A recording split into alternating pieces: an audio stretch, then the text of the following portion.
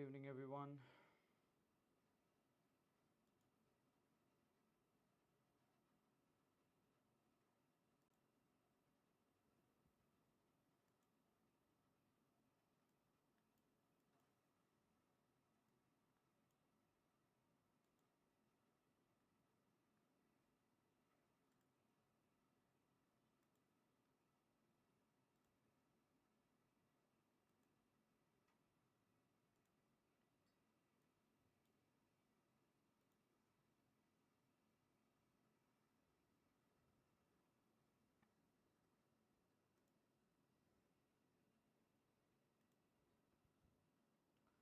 Good evening, everyone.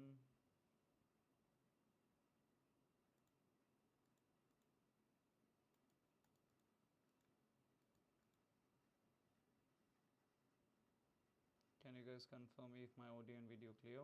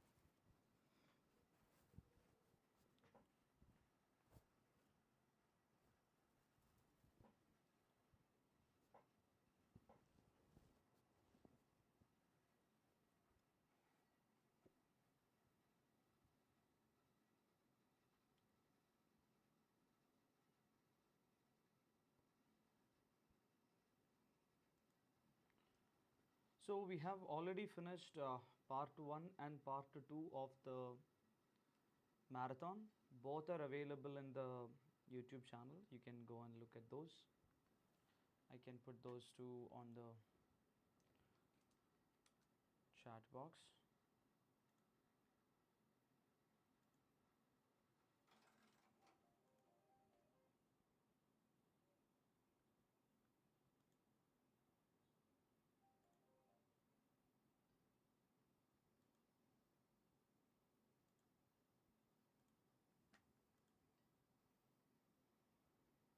This is part 1, and let me put one more link. That will be for part 2.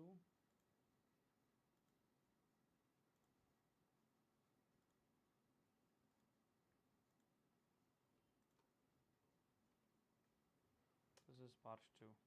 Now we are going for part 3.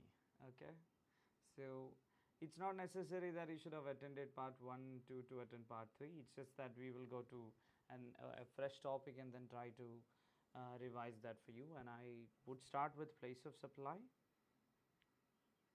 because a lot of people have requested me to recap place of supply. Then we'll look at procedures. Place of supply can be dealt together with registration chapter, so we'll do those two. And then place of supply can be dealt together with TDS chapter. We'll do those two, and then go to procedure chapters and then give you a quick recap. Shall we start? Can I have a quick yes on the chat box, just to ensure that you guys are there? Just share the link with all your friends, put it on your statuses, so that, and let people know that part 3 has started, because I did not schedule this earlier. So this could be like a new discussion for everyone.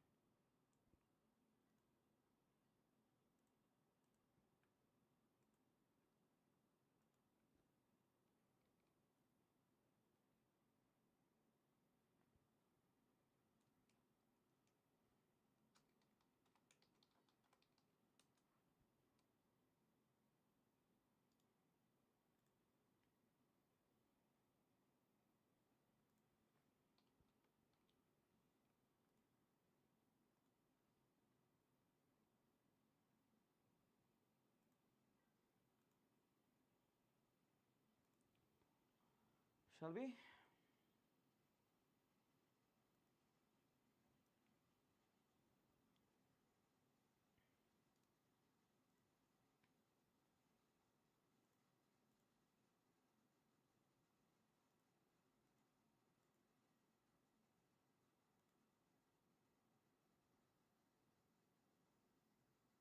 volume is low. Okay, let me try to push it up. Is the volume better now?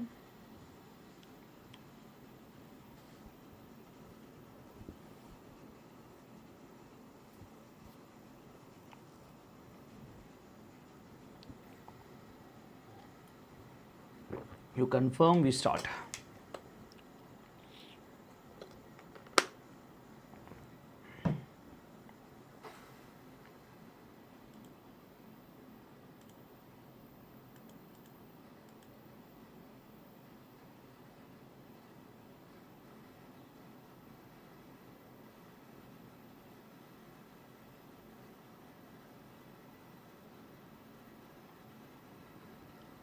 All right.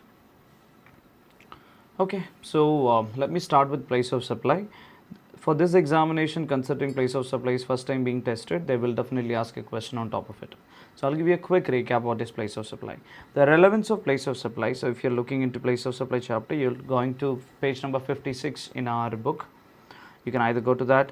Also, together with that, I want you to go to chart chapter, and I have given you few topics there about intrastate supply and interstate supply. There's a very high chance that those things can also be tested in this exam, because the fundamental, it's the basic, and this is the first time that they're testing this IGST Act in our examination. So similar to CGST Act, there are multiple sections in IGST Act that you have to learn for this exam, which is section 5 charge, but nothing new. It's just the same charge that we have in CGST, just an additional charge of supplier in non-taxable territory, recipient in taxable territory is taxed under RCM.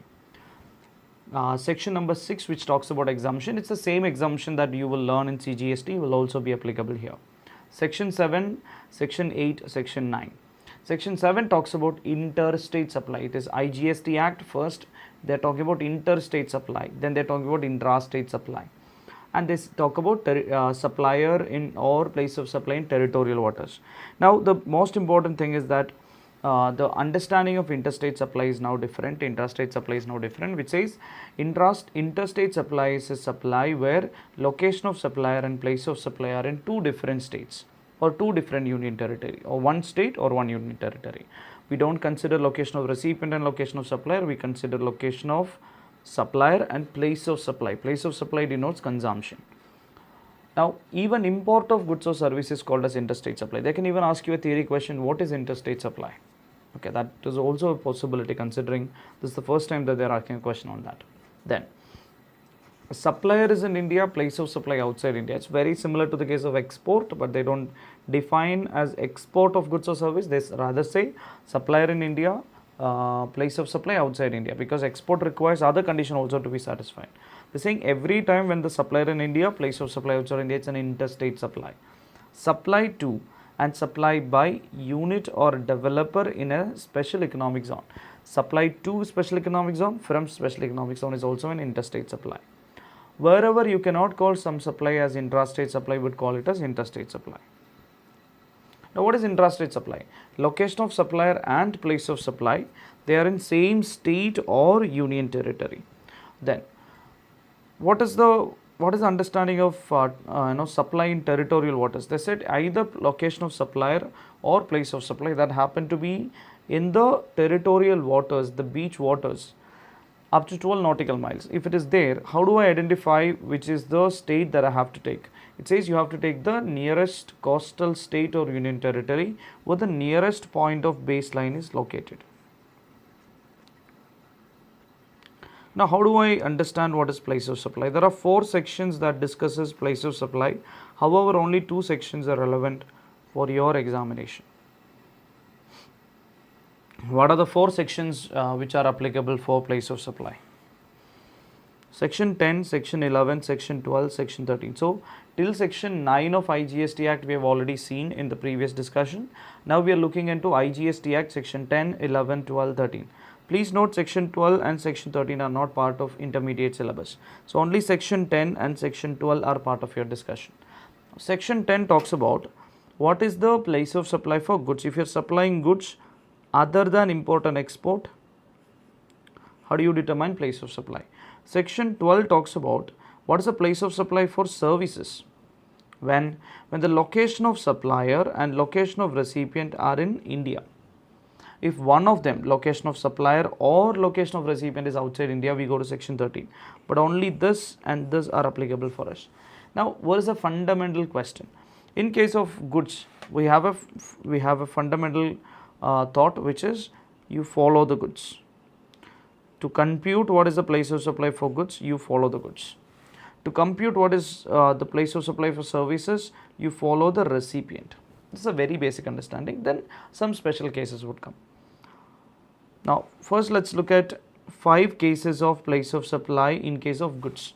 However, there is one amendment here called as clause CA that is inserted between C and D, which also we will discuss. What is a generally place of supply for goods is? We have to ask the question, if there is movement. Again, you are following the goods. They said place of supply is location where the movement terminates.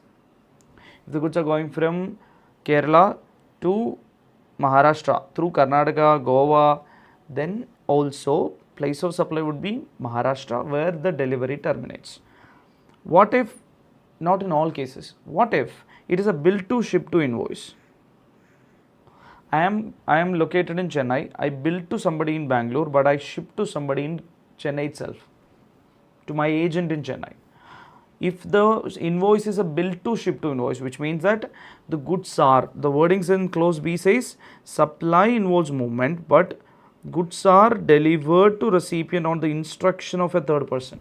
In such cases, place of supply would be principal place of business of such third person. What is the term? Principal place of business of such third person. There.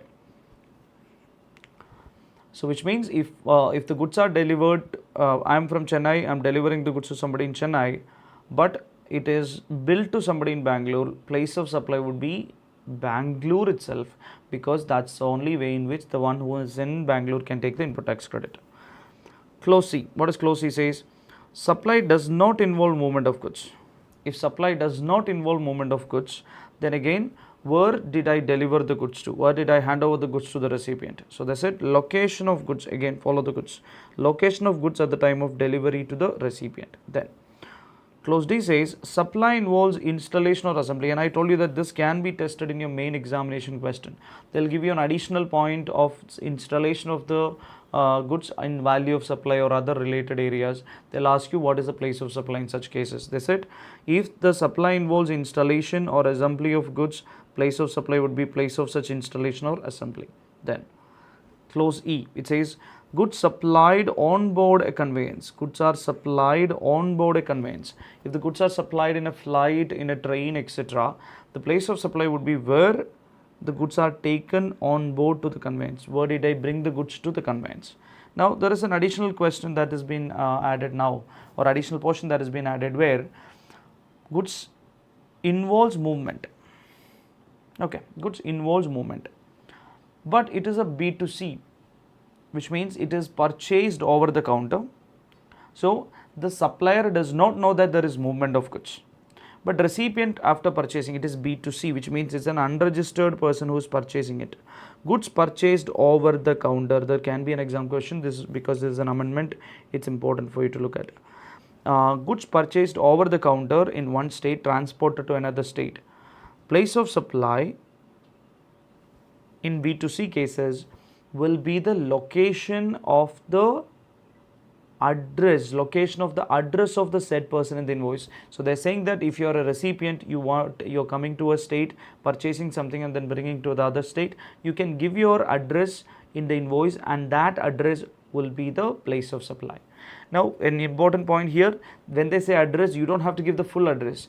The name of the state and the pin code is enough to say that there is address. If there is no address, it will be location of supplier itself. So over the counter B2C purchases and then the customer is taking it to some other state. The location in the billing address, okay, location in the address in the invoices would be the place of supply. Normally what it is, normally it would be the place where it is delivered. No, it is not like that, because we will apply 10 subsection 1 CAC. Remember that this clause is a chartered accountant, you will remember it for a long time. Now, in case of services, okay, in case of services, what we will do, we will go through the summary chart that we have. We don't have to go through the entire one. I had given a summary chart. So we go to the summary chart page. Everyone, Let's move to the summary chart page and then come back to the areas wherever it is required. You remember this summary chart that we have seen? Page number 69.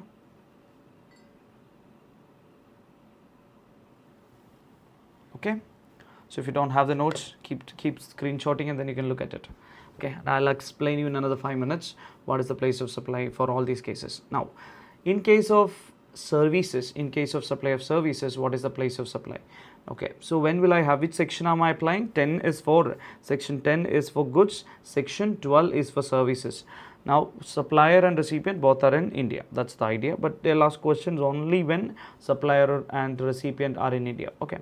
Generally, we said follow the recipient. So, they said in general cases, so there are 14 subsections that we have to look at. General cases subsection 2. It is like time of supply in CGST Act, wherein we don't have anything for subsection 1. Subsection 2 is where it starts. So, general cases will be applicable when special case, that is 3 to 14 is not applicable. Now, general case says that we have to understand whether it is a B2B supply or B2C supply. Only in section 12 we have the concept of B2B and B2C. If it is B2B, it's always, place of supply is always location of recipient. Okay, so that the recipient can take ITC. But please note, not in all cases they will do B2B, B2C classification. We'll look at where and all it is applicable. Generally, if it is B2B, it is location of recipient. If it is B2C, we have to ask the question, is the location of recipient in the record of the supplier? If it is in the record, it is location of recipient itself. Otherwise, it will be location of supplier. Now, subsection 3, it says, if you receive a service in relation to immobile property like accommodation, conducting an event, real estate agent services, architect services, etc. Now, or in an accommodation in a boat or in a vessel, it says place of supply would be location of immobile property, boat or vessel. Now, what if the immobile property is not yet constructed and the service is relating to construction? Then what is the proposed place of construction would be the place of supply. What if it is outside India? I want to bring it back to India. Location of recipient itself would be the place of supply. What if there is the location of the immobile property is in multiple states, or you have one single contract of staying in multiple places and I want to divide the place of supply, because if the location of immobile property is in multiple states, it is assumed to be in each state. How do I divide? If I am staying in multiple states, property over a single contract, divided based on number of nights in each state.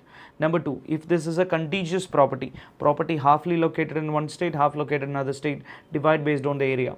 What if it is a boat which is, or vessel where you are staying and the boat is moving to multiple coastal states? Then based on the number of hours that you are spending in each of the state, you divide it. Subsection 4 talks about performance-based services like restaurant, catering, grooming, beauty treatment, health services, plastic surgery, cosmetic surgery. All of this requires the person to be there. So, place of supply would be where it is performed. Okay, what did you have the food? So, where did you eat? Where did you get the catering services done? Where did you get the haircut done? Where did you get the plastic surgery? That will be the place of supply. No B2B, B2C separation. It's always the case. Training and performance appraisal, for the first time in special cases we have B2B, B2C, because the corporate can also take training services. If it is B2B, always location of recipient. If it is B2C, where it is performed, where is that training happened. Admission to an event or an amusement park. Again, this is mainly taken by consumers, so they said there is no B2B, B2C classification. If you take a ticket, it will be location of the event or the amusement park. However, organizing an event including sponsorship, and this can also be B2B and B2C. They said if organizing an event including sponsorship would be, if it is B2B, it is location of recipient. It is B2C and the event is in India, it will be location of the event. If the event is outside India, it will be location of recipient.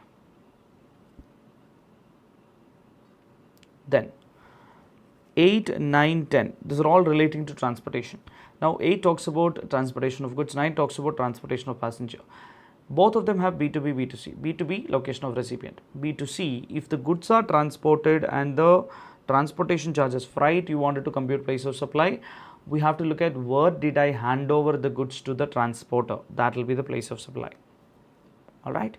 Now, if it is transportation of passengers and it is B2C, you're booking flights, you're booking bus, you're booking train, it will be the point where the passenger embarks on a continuous journey, what the passenger is getting on the journey.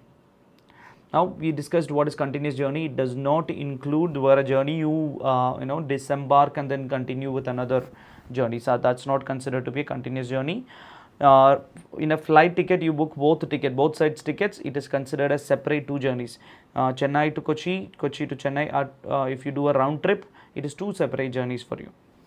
Then, at the time of buying a voucher, if you don't know the point of embarkation where the customer will get in, then we have to apply the general provision B2B, location of recipient, B2C, location of the recipient as per the records, if not location of supplier, the general provision. What if I get a service on board the conveyances, like movie on demand? I get a service of Wi-Fi in the flight. Then it will be first scheduled point of departure of the conveyance. Where did I take the conveyance? That will be the place of supply. Then telecom services, we have to look at, is it a fixed line, landline, dish antenna? If it requires installation, it will be location where the telecommunication line is installed. What if it's postpaid? You have to look at the billing address. If not, location of supplier.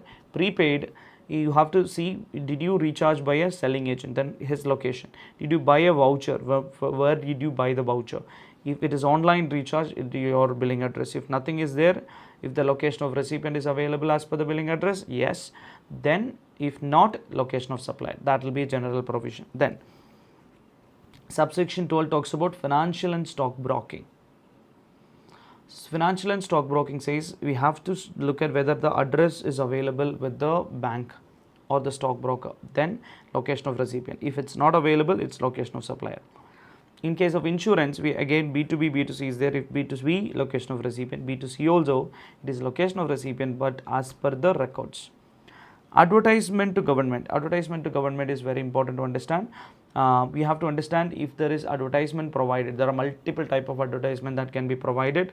If the advertisements are provided to the government, you have to understand that it is assumed to be place of supply being in every state where it is broadcasted or played.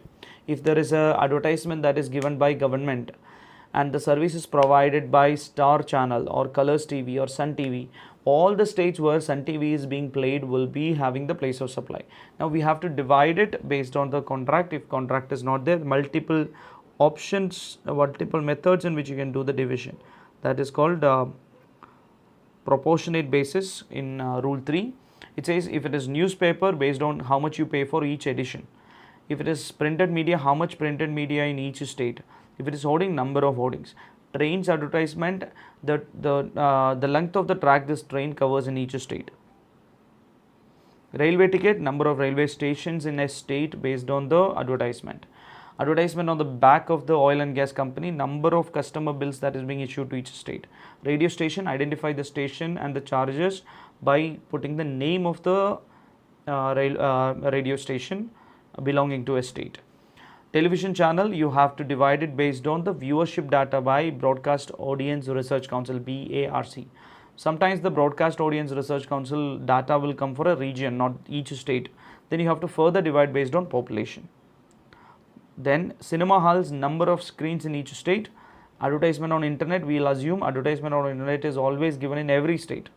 Then you have to look at internet subscriber data by TRI, divide it further based on population if you have a regional data available. Advertisement through SMS, but this time you look at telecom subscriber data for each state. If not available, you look at population to further divide a region. There is an amendment clarification which talks about services in respect of advertising sector. So they said if there is an advertisement hoarding that is taken on rent by an advertising agency, that place of supply will be based on 12 subsection 3, that is immovable property. Say a metro pillar is being taken by 0 degree an agency. So that is kind of a service of renting of a space, a hoardings. Now 0 degree will give this space to multiple advertising agencies or companies. That service will be based on the general provision. So they said only the service of hoardings given by the owner of the hoardings to the advertising agency will be renting of the space. Rest everything is advertisement contract and general provision will be applicable. This is what you have in terms of place of supply. Now together with this we can actually discuss TDS.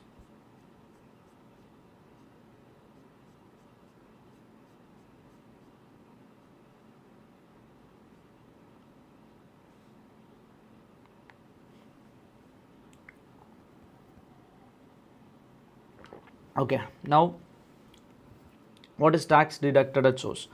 Not everybody has to do TDS, only notified recipients will have to do TDS. So how many notified recipients we have? You can see it on the screen. There are 4 types of them: central government, state government and their departments and establishments, but it does not include Ministry of Defense, local authority, government agencies, notified people like public sector undertaking, or entities where 51% or more participation is by government, society established by central government, state government, local authority. These people are the ones who will have to do TDS. But whether they need to do TDS always? No. They need to do TDS only if the contract value of the goods or services they receive is more than 2,50,000. Please note, more than 2,50,000. Exact 2,50,000 also TDS is not required. In a contract value is what they are saying, not then this particular invoice contract value.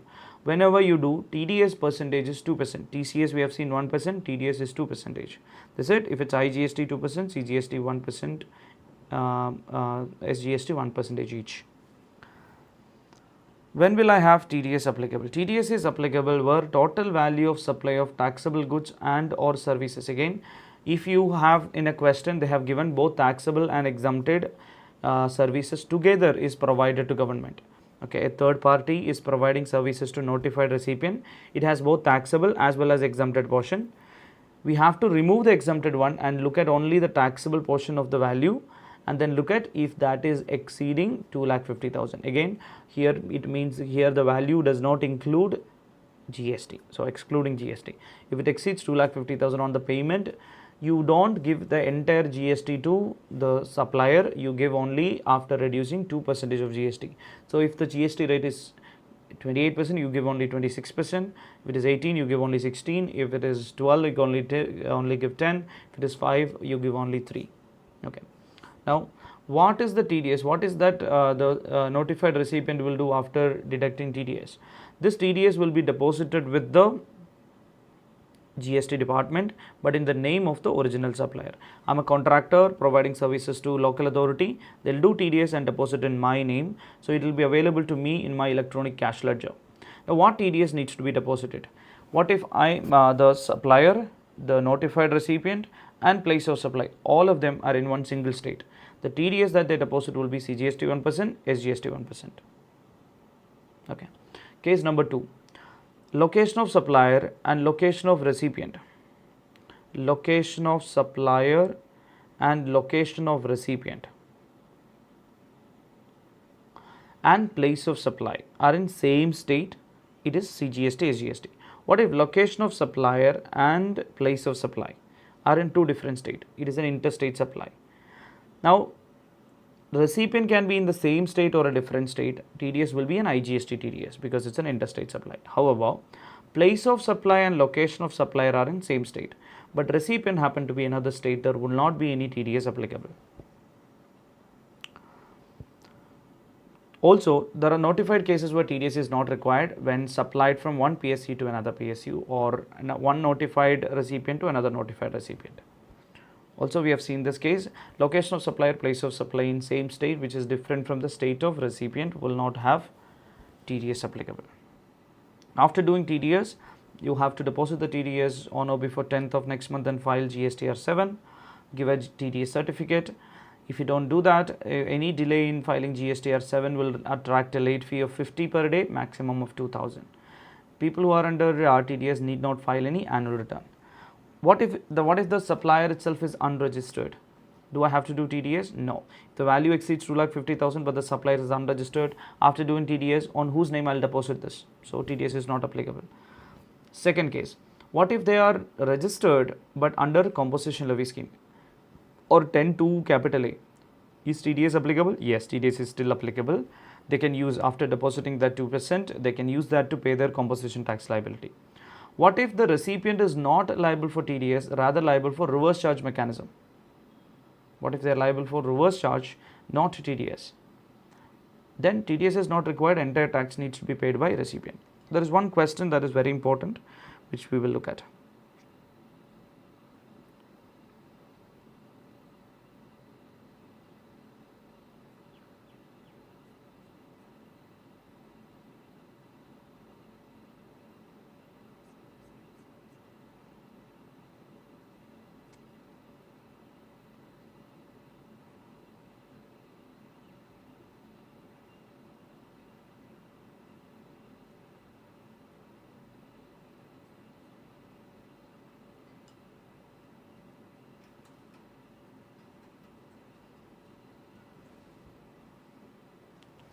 Okay, I've put an example question. You will be able to screenshot this if you don't have it already. It should be from the workout batch or the regular batch. Mr. Raju is making following supplies to Calicut municipality, who is liable to do TDS under section 51. Supply of paper bundles and printing services for 7,90,000 including GST. However, paper bundles were separately billed and was exempted from GST, which is 5,54,000. To check whether TDS is applicable, we have to remove the exempted portion. Exempted portion is what? 5,54,000. So the relevant portion is only 2,36,000, that is including GST. So excluding GST it is only 2 lakh, so which is less than 2,50,000. So for that first contract there is no TDS applicable. Second, supply of architecture service for construction of a building in Calicut for 2,95,000 including GST. If you take 18% GST and remove GST from 2,95,000, you will get exact 2,50,000. No TDS is applicable because it should be more than 2,50,000. Third one, supply of construction services for 5,90,000. If you remove GST, it is 5 lakh. Is TDS applicable? Yes, TDS is applicable on 2%. Okay. So 10,000 rupees will be the TDS that needs to be deposited by the Calicut municipality in that case. Assuming all amounts are paid in the month of March, compute the TDS to be deducted by Calicut municipality. What is the TDS that will be applicable for Calicut municipality? First one, paper bundles 7,90,000 minus 554 into 100 divided by 118, no TDS applicable. Second, architect service 2,95,000 into 100 divided by 118, 2,50,000, again not applicable. Construction services 5,90,000 into 100 divided by 118, 5 lakh. Yes, TDS is applicable. Now we have to look at, is it CGST, SGST or IGST. Now the supplier Raju is in Calicut. Place of supply is a service of construction in Calicut. So both of them are in, even recipient is in Calicut. So it will be what TDS applicable, CGST and SGST 1% each, 5,000, 5,000. Okay, then question number 2 here. What is the return to be filed by Calicut municipality and the due date? It is GSTR 7 and the due date is 10th of next month. Okay. Assume the Calicut municipality filed a return only on 25th May. Is the late fee applicable? Let's compute the late fee. GSTR 7 due date is 10th of next month, so it's March. So 10th of April would be the due date. But actual date of filing is 25th of May. So there is a delay of 20 days in April, 25 days including 25th. So 25 days in May, so totally 45 days of delay. Each day delay 50 rupees is applicable, so it is 2,250 or to a maximum of 2,000. So 2,000 is the late fee that will be applicable. Is that clear to all of you? Can I have a quick yes if this is clear on the chat box, please?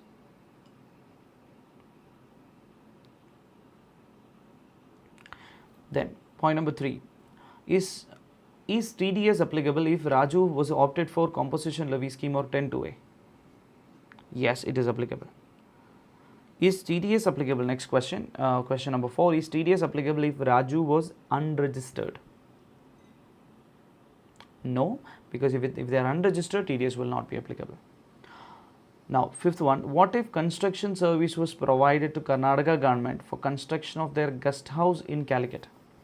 So here the supplier Raju, Mr. Raju is located in Calicut. Place of supply in relating to construction of guest house, it will be the location of immobile property. What is the location of immobile property here? Calicut itself. So supplier is in Calicut, place of supply is also in Calicut. So the bill has to be CGST, SGST. However, recipient happened to be, where is the recipient located in? Another state, that is Karnataka. So what happens if the location of supplier, and place of supply are in same state, which is different from the state of the recipient, then TDS itself is not applicable, because the Karnataka government will not be able to deposit CGST, SGST of Kerala as TDS because they don't have a Kerala registration. So you can look at the answer here. As per 12 subsection 3 of IGST Act, place of supply for service in relation to immobile property is the location of such immobile property. In the given case, place of supply is Calicut, Kerala. Since location of supplier is in Calicut, Kerala and place of supply is in Calicut, Kerala are in the same state, which is different from the state of notified recipient, that is Karnataka government, that is Karnataka, TDS will not be applicable here. Is it clear? Can I have a quick yes in the chat box to to know that you guys are still there?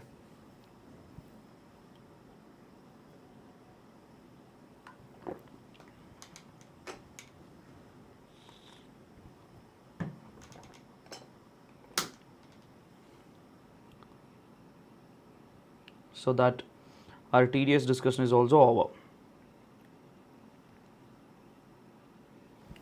So let's move to the next discussion. I'll put a poll. You tell me which chapter you want me to recap.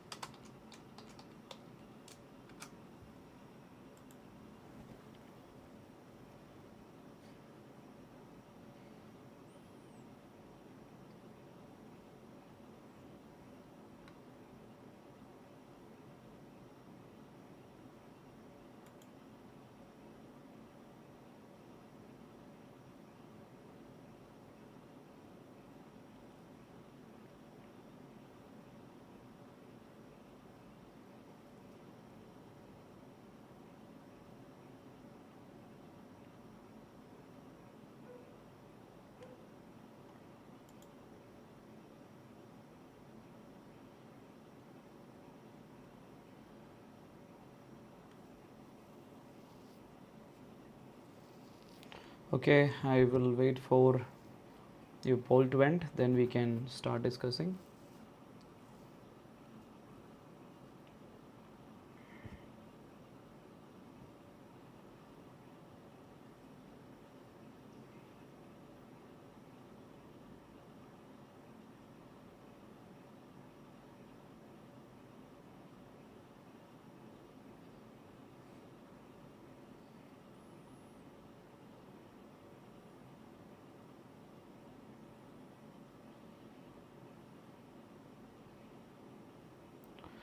I think we'll go ahead with registration balance portion. Okay. I had already discussed section 22, 23, 24, and I've shown you that in my taxschool.in website and the mobile app. You can find the free resources which will give you a summary of like 6-7 charts which will teach you the entire registration. You can freely go ahead and then download those and then look at.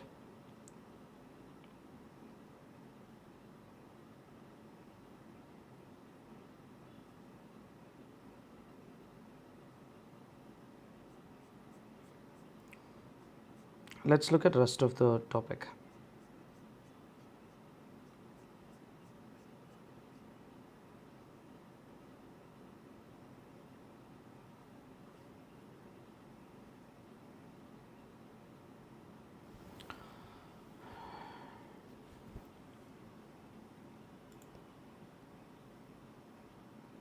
Okay.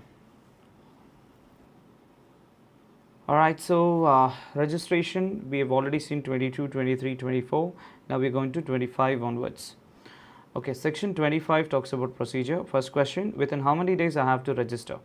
I have to register within 30 days. I have to apply for registration. I have to obtain registration within 30 days from the date on which he becomes liable for registration. The question, what will be the effective date of registration? It again depends upon whether you made the application within 30 days or not. If you have made application within 30 days, your effective date of registration would be the date on which you became liable for registration. But if your application is after 30 days, okay, so you are liable on 1st of January, you applied only on 25th of February, which is after 30 days. Then your effective date of registration is 25th of February. After that, when you will get the certificate of registration, only the date in which you got the GST number would be the effective date.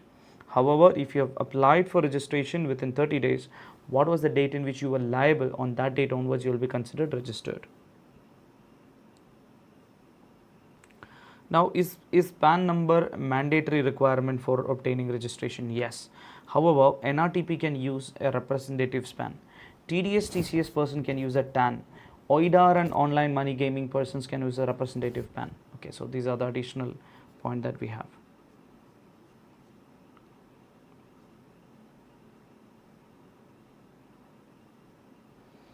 What is a unique identity number? Those United Nations, their organizations, whoever is eligible for refund of taxes paid on their purchases, instead of obtaining GSTIN state-wise, they can obtain an all India basis unique identity number and give that UIN in their on their purchases, and then avail refund of the taxes paid on their purchases. There's an option like that.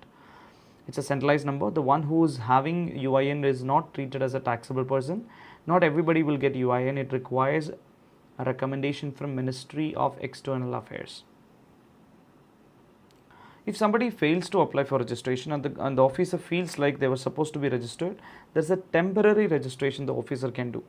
After giving temporary registration, the one who got the temporary registration has two options: register, submit the application for registration, take a registration within 90 days, or they can go for an appeal saying that temporary registration was unfair, we were not liable for registration.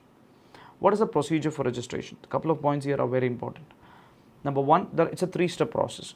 Get a TRN, 15 days, fill up the application, then the officer has to process it. We'll look at multiple methods in which needs to be processed, but very important rule is there called as Rule 10A. What is Rule 10A? Bank account details whether needs to be submitted together with registration or not.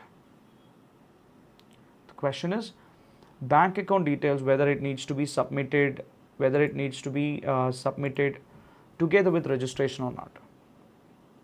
The understanding is that you don't have to submit bank account details. It's not mandatory. Why? Because you might not have, if you're a startup, you might not have the bank account details available with you. Okay, so they're saying that after obtaining registration, within a specific period of time, you have to give the bank account details to the GST department. Within how many days? There's an amendment here. So please note, this is an amended area. They can ask you a question. What is it? They said this is called as Rule 10 capital A. Earlier it was 45 days or GSTR 3B date, whichever is earlier. Now that is changed. They said upon getting registration, within 30 days you have to give the bank account details, or the due date of filing GSTR 1 or IFF, okay, which means 13th of next month, which is IFF date, or GSTR 1 date in QRMP, or 11th. So before next month 11th or 13th, or 30 days from registration, whichever is earlier, you need to submit bank account details. If you don't comply with this Rule 10A, your registration can be picked for suo motu cancellation. Now we will also quickly look at what is Aadhaar authentication.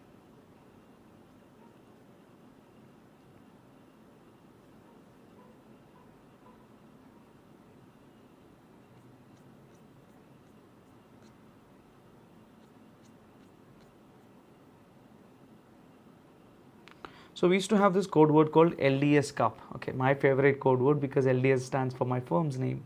So L stands for local authority, D for department or establishment of government, S for statutory body, C for who is not a citizen of India, U for person having unique identity number, P for public sector undertaking.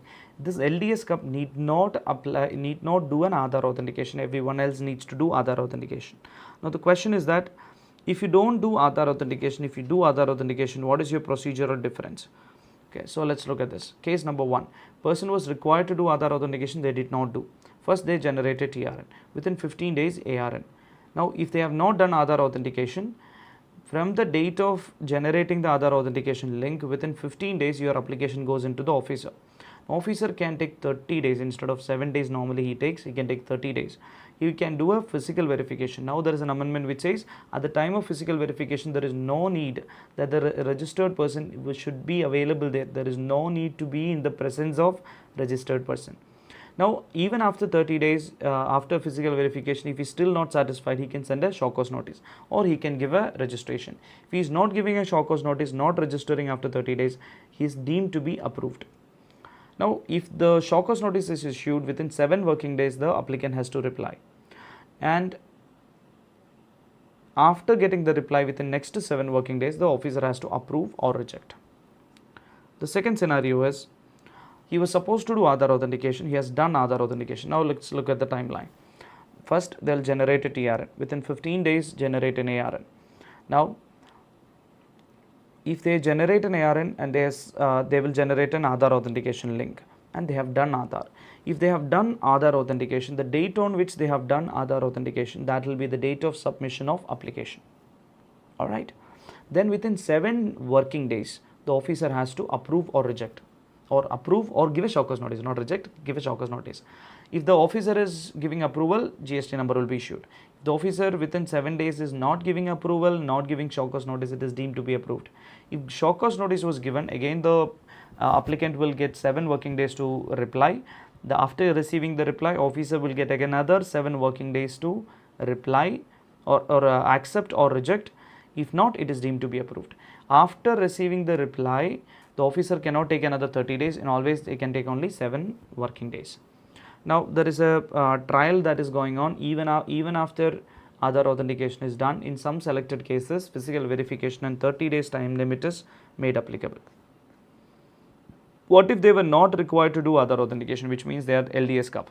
Then also, after generating TRN, the system will not take you through Aadhaar authentication because there is no Aadhaar authentication required for you. So after generating TRN, within 15 days ARN should be generated. The date of ARN would be the date of application, but the officer can still take 30 days time because they need to really verify whether they are LDS cup or not.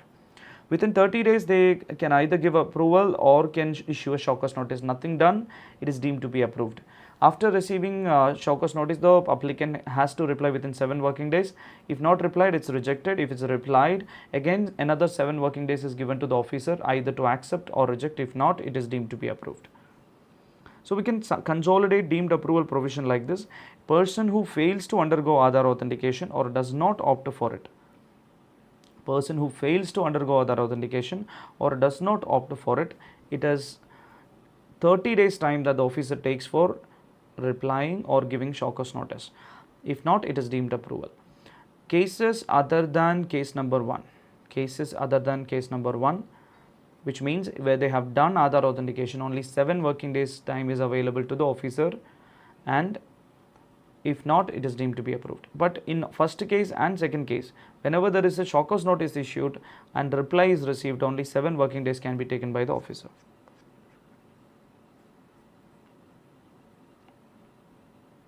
CTP and RTP we had recapped in the previous session. Now let's look at what are the procedures available for CTP and RTP. What is the validity of their registration? The registration is valid for a period up to 90 days. Again, the word is up to 90 days because how many days they apply or the period specified in the certificate, whichever is earlier. Okay. Then what is special for them? They have to, when should they be registered? Can they register within 30 days? No. They have to obtain registration at least 5 days prior to commencement of their business. Okay, they cannot because they might do business only for 5 days. So they have to first take registration, then after 5 days only they can start their business. Now, do they have to file annual return? There is no need to file annual return. But do they have to advance deposit taxes? Yes, they have to advance deposit taxes. Now, there are few special provisions that we have already learned about them. CTP and RTP needs to obtain compulsory registration under section 24. CTP and RTP cannot opt for compensation levy scheme. There is no need for them to file annual return.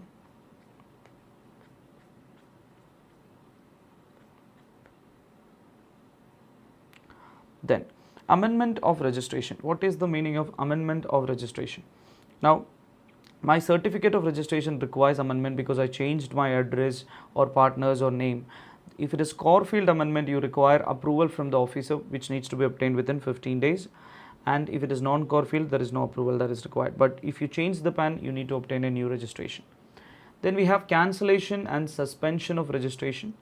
Now, cancellation of registration can be of 2 types. One is called as voluntary cancellation, where I myself will go and cancel. Why would I cancel? Because of multiple reasons like this: discontinuing business, I sold my business to somebody else, but I will still have a GST number in my name. I can go ahead and then cancel that. I change the constitution from sole proprietor, I change to partnership or a private limited company, that will have a new PAN, new registration. Or I am no longer liable, I can go ahead and then cancel the registration. Now I have to make application within 30 days. I need to reverse the ITC that I have taken on stock, and from the date in which I applied for cancellation, or the date from which I asked for cancellation, which means I applied today. Okay, I applied on 7th of May and I said I want cancellation from 15th of May, whichever is later. So whenever, so always remember, I have given an exam tip here. Whenever it's cancellation, you will always take whichever is later. So in all other cases, whichever is earlier.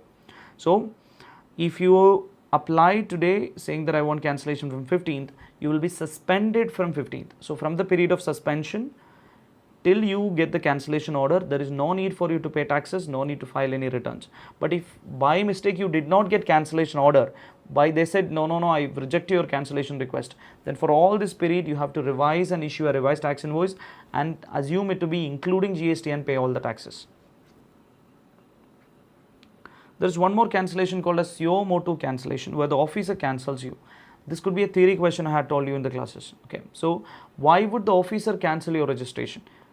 Multiple reasons. One, you did not comply with the provisions, not conducting business from declared place, you are issuing invoice, there is no supply, you are making profit out of GST, you did not furnish bank details on time, 10 capital A, rule 10A. 86B, you did not pay 1% of tax, 1% of outward tax liability by cash as per rule 86B, wherein you have monthly, your taxable supply is more than 50 lakhs and you're supposed to pay 1% by cash. You did not do that. You did not satisfy section 16, that is condition for availing ITC. Now there could be reason, could be not furnishing returns. If you are a CLS person, you did not file GSTR 4 within 3 months from the end of the financial year. Okay. Now if you are under QRMP scheme, you are not filing GSTR 3B for continuous 2 quarters. Your other cases, you are not filing 3B for continuous 6 months, which means CLS, you are supposed to file GSTR 4 on 30th of April. You did not file it till 30th of June, 3 months. Your registration can be picked up for cancellation. QRMP 2 quarters, you did not file 3B, your can be cancelled. 6 months in normal cases, you did not file 3B, can be cancelled. After receiving a shockers notice that you are going to get cancellation, you file this return, then your suspension will be revoked. That's the note that we have. Okay, so you have an option after getting the notice that I'm going to cancel. At that time you can file all the returns and then you will not be getting cancellation order, rather your suspension will be revoked. You did not start your business within 6 months from obtaining registration. Your registration itself was fraud, misstatement or suppression of fact. You filed GSTR 1 but you did not file GSTR 3B, or you filed GSTR 3B with a lower amount. GSTR 1 is more than 3B. More uploading of invoices, less payment of taxes for more than one tax period. Your registration can be cancelled. First they will give you a shockers notice, you have to reply within 7 days, then order will come within next 30 days. Cancellation will be effective from the date mentioned, which can be an old date, retrospective date. They will suspend you first in the shockers notice. Now when there is suo motu cancellation, you still get an option to revocation of cancellation. I have given a detailed explanation on revocation with the amendment with an example in the amendment lecture. It is there in Tax School YouTube channel. Do check that, do share it with your friends, and go on the comment whenever you find something interesting that in our videos that you think that people should look at this specific point. Put it on the chat box the time so that others can just click on the time and then go to that video. Somebody has done it already for multiple videos, so do that work for us. Now they're saying revocation is only applicable for suo motu cancellation. What is suo motu cancellation? Revocation means they gave you the cancellation order, you came back and then you understood, oh, my registration is now cancelled, I want to revoke. Earlier it was, the time limit was 30 days and all that. Now it's just been changed. They said you yourself can do it within 90 days. Plus you can apply with an approval, you can apply within another 180 days, which means in total after cancellation order within 270 days you can now apply for revocation. Again, the example question is there in the amendment area. Once you find that example, put it on the comment so that others can also look at that. Now if you have got cancellation, suo motu cancellation, because you did not file the return on time, what is that they'll do first? If before you apply for revocation of cancellation, file the pending returns. So return till cancellation order should be filed as a precondition for applying for revocation. Even the return from cancellation order to revocation order, if you're lucky and you got revocation, from cancellation order to revocation order also needs to be filed within next 30 days. These are the topics that we have in registration chapter. Okay. Now we'll take a break. I have quickly something to do. I will, I will finish that, and if time permits, I'll start with another live for the rest of the topic. So I'm going to close this live here, and I will put it on my status. If I'm starting another live in another 15 minutes, if I'm able to start, I'll start one more live. If not, the same time tomorrow, I will do one more live to recap the portions pending. Okay, if there is anything that procedure chapters I have not done, no, those I'll do same time tomorrow. I can do 1 more hour of session if I'm not able to start another 15 minutes. So do not wait here. Okay, is Sar going to start or is Sar going to start? No, I have another meeting that I have to get on to. If I'm having some time, then I will go ahead and then if I'm having time, I'll come back and then do another live now itself. If not, I'll do tomorrow. Okay, so thank you for your patient listening, everyone. I hope these 3 chapters that we have discussed now has been useful for you. Study very well. Tonight you have to crack your GST, everything that is left out there. Okay, so ta-ta.